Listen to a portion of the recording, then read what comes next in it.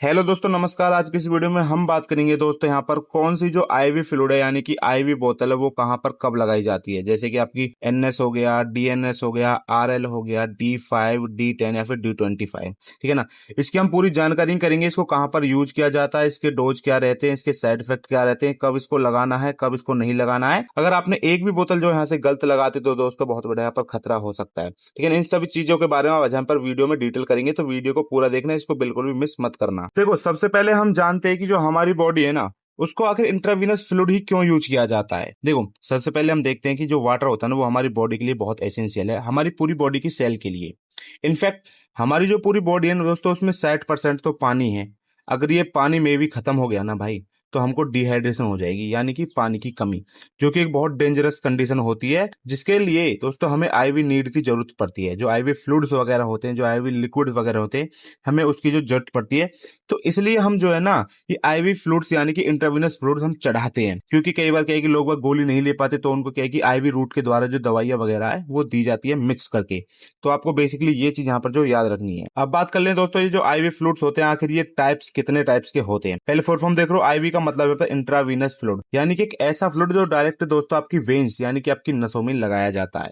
वो आपके पैर की नस हो सकती है, हाथ की नस हो सकती है दोस्तों, उस कंडीशन में इसको लगाया जाता है। आप ये देख लो, ये आपको कम से कम ना 5 तरीके की मिलती है। पहली आपकी एनएस, जिसको हम बोलते हैं नॉर्मल सेलाइन, ये एकदम नॉर्मल होती है। दूसरी होती है यहाँ पर डीएनएस, जिसको बोलते हैं डेक्सट्रोज नॉर्मल सेलाइन। उसके बाद होती है आरएल, आरएल यानी कि रिंगल लैक्टोज सॉल्यूशन। उसके बाद आती है D5, D10, D25, ये भी आपके सॉल्यूशन होते हैं। लास्ट 5 आता है आपका मेंथोल सॉल्यूशन, ये देख सकते हैं दोस्तों। अभी आप देखो, ये है आपकी डीएनएस, ये होगी आपकी D5, ये है आपकी एनएस और ये है आपकी आरएल, जिसको हम बोलते हैं रिंगर्स लैक्टोलोज। ये बड़े में आपको इस तरीके की देखने को जो मिल जाएगी। अब बात करते हैं दोस्तों हम अपनी पहली बोतल की, जिसका नाम है यहाँ पर एनएस। एनएस यानी कि नॉर्मल सेलाइन, ये एक नॉर्मल सेलाइन होती है।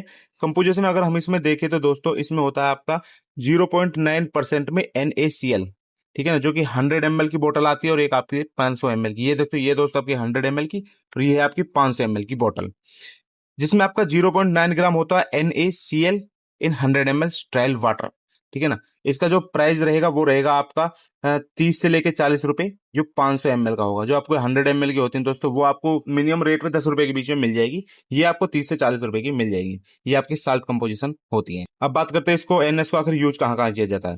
पहला है डिहाइड्रेशन, यानी कि पानी की कमी होने पर इसको यूज किया जाता है। वाउंड वॉश, जब भी किसी के दोस्तों कोई घाव वगैरह हो गया तो उसको धोने के लिए इसका यूज किया जाता है।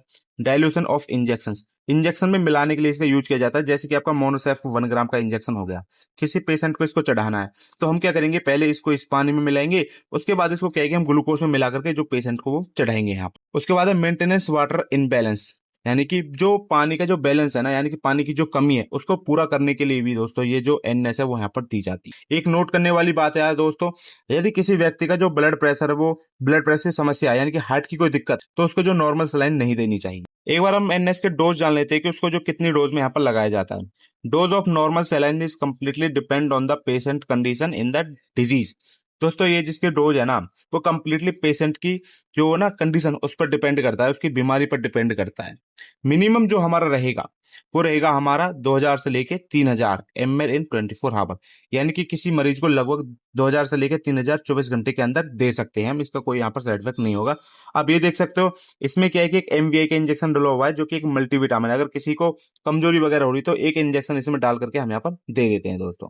ये इस तरीके का यहाँ पर दिया जाता है। अब बात करते हैं दोस्तों यहाँ पर डीएनएस के बारे में, जिसको हम बोलते हैं यहाँ पर डेक्सट्रोज नॉर्मल सेलाइन। इसकी कंपोजिशन की बात कर लेते हैं। पहले हम दोस्तों यहाँ पर बड़ी बोतल की बात करेंगे, ठीक है, जो कि यहाँ पर 500 ml की बोतल देखने को मिलती है, जिसमें आपका 0.9% में होता है आपका NaCl, और प्लस में आपका 5% में होता है आपका डेक्सट्रोज। ये देख सकते हो 500 ml की बोतल में होता है। और जो आपकी 100 ml की बोतल आती है उसमें 0.9 ग्राम NaCl होता है, और 5 ग्राम में होता है आपका dextrose in 100 ml sterile water, also known as D5N, जिसको हम बोलते हैं D5NS। ये D5NS भी हो जाता है। इसके यूज देख लो, इसके यूज दोस्तों डिहाइड्रेशन, यानी कि किसी को पानी कमी उसमें दिया जाता है। हाइपोटेंशन, ब्लड प्रेशर को कम करने के लिए भी इसका यूज किया जाता है। लो ब्लड ग्लूकोज लेवल, जिसको दोस्तों अगर ब्लड में ग्लूकोज लेवल लो है उस कंडीशन में किया जाता है। वीकनेस, कमजोरी, थकान, उस कंडीशन में किया जाता है। एक्सीडेंटल कंडीशन, अगर किसी को दोस्तों एक्सीडेंट वगैरह हो गया तो उस कंडीशन में इसको यहाँ पर दिया जाता है। आइए दोस्तों अब इसके डोज देख लें कि इसका जो डोज है वो कितना। Quantity of dextrose normal saline जो depend on the patient condition and disease. ये भी वही सेम है दोस्तों, जो इसकी जो डोज रहेगी ना वो पेशेंट की कंडीशन पर और उसकी डिजीज पर यहाँ पर डिपेंड रहेगी। जो नॉर्मली जो डोज रहेगा वो दोस्तों यहाँ पर 2500 से 3000 ml इन 24 आवर, यानी कि हम किसी भी एक मरीज को 2500 से लेके 3000 ml जो डेक्सट्रोज है वो 24 घंटे में यहाँ पर चढ़ा सकते हैं, जो कि आपको देखने को मिल जाएगी। इसका कोई यहाँ पर ऐसा साइड इफेक्ट नहीं मिलेगा। उसके बाद आती है दोस्तों हमारी RL, जिसको हम बोलते हैं रिंगर्स लैक्टेट। ये देख सकते हो इस तरीके की देखने को मिलती है, आपके रिंगर्स लैक्टेट होती है। ये क्या है कि दोस्तों कंपोजिशन की बात करते हैं कि it is a mixture of electrolytes in which present in sodium chloride, potassium chloride, sodium lactate. इसमें क्या है कि दोस्तों मिक्सचर होता है आपका किसका, सोडियम क्लोराइड का, पोटेशियम क्लोराइड का एंड सोडियम लैक्टेट, तब ये बनती है आपके ringers lactate. It is slightly better than NS. ये दोस्तों एनएस से बढ़िया मानी जाती है। आपने कई बार देखा है डॉक्टर जो एनएस की जगह आरएल यूज करते हैं, क्योंकि इसका दोस्तों डिहाइड्रेशन, लूज मोशन या फिर किसी को दस्त वगैरह है या पेट खराब है तो उस कंडीशन में इसको सबसे ज्यादा जो यहाँ पर यूज किया जाता है। काफी अच्छा जो इसका यहाँ पर रिजल्ट देखने को मिलता है। अब दोस्तों इसके यूजेस देख लें कि इसको कहाँ कहाँ पर यूज किया जाता है। पहला, डिहाइड्रेशन, यानी कि अगर दोस्तों किसी को पानी की कमी तो उस कंडीशन में यूज किया जाएगा। इलेक्ट्रोलाइट इम्बैलेंस, अगर किसी की बॉडी में इलेक्ट्रोलाइट्स इम्बैलेंस कमी हो जाती है, जैसे कि सोडियम, पोटेशियम, इनकी कमी हो जाए तो भी यूज किया जाता है। ड्यूरिंग द सर्जरी, सर्जरी के बाद भी दोस्तों इसको यहाँ पर दिया जाता है। बर्निंग कंडीशंस, अगर कोई व्यक्ति जल जाता है तब उसको यह दिया जाता है। नेचुरल डिफिशियंसी, ठीक है, न्यूट्रिशन डिफिशियंसी, कुपोषण हो जाने पर, अगर किसी दोस्तों पर कुपोषण हो गया तो उस कंडीशन में दिया जाता है। हाइपोटेंशन, ब्लड प्रेशर को कम करने के लिए भी दोस्तों इसको जो यहाँ पर यूज किया जाता है। It is suitable for the diabetic patient. आप एक चीज यहाँ पर देखो, उसको तो हम डायबिटिक पेशेंट को नहीं दे रहे थे, लेकिन इसको दोस्तों हम जो डायबिटिक पेशेंट को दे सकते हैं। अब इसकी एक बार हम डोज देख लेते हैं, इसको कितने मात्रा में यहाँ पर दिया जाता है। Dose of the RL is depend on the patient condition and disease. इसका भी दोस्तों सेम है, ये जो डिपेंड करेगा वो पेशेंट की कंडीशन पर यहाँ पर डिपेंड करेगा। जो नॉर्मल डोज है वो इसकी 1000 से लेकर के 1500 ml 24 आवर्स, यानी कि आप 1000 से लेकर के जो 1500 ml है वो 24 घंटे में मरीज को दे सकते हो, कोई इसका साइड इफेक्ट नहीं देखने को मिले।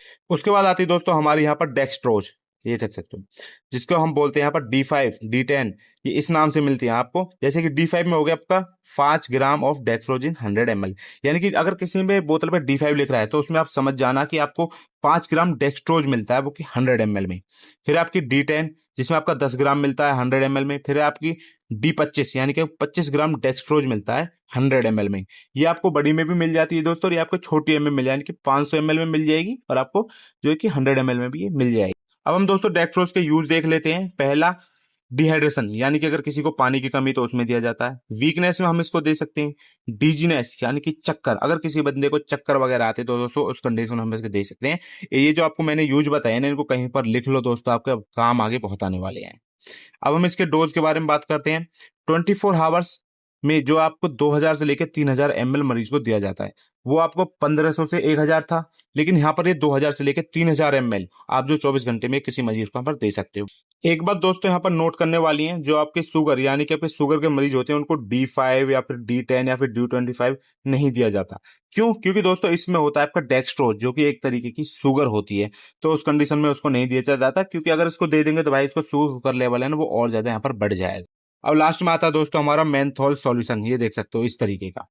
This is the type of diuretic solution. ये दोस्तों एक डायरेटिक सॉल्यूशन है, जिसको आप लूप डायरेटिक्स भी बोल सकते हो। It means it increase the volume of urine. ये क्या करता है कि अगर जैसे आप इसको पेशेंट को देते हो, ये आपके पेशेंट के यूरिन का जो आउटपुट है ना उसको बढ़ा देगा, यानी कि जो बॉडी में वेस्टेज वगैरह, वेस्ट लिक्विड है उसको यहाँ पर ये निकाल देगा। अब और दोस्तों हम इसकी कंपोजिशन की बात करें तो 20 ग्राम मेंथोल इन 100 ml स्टेराइल वाटर।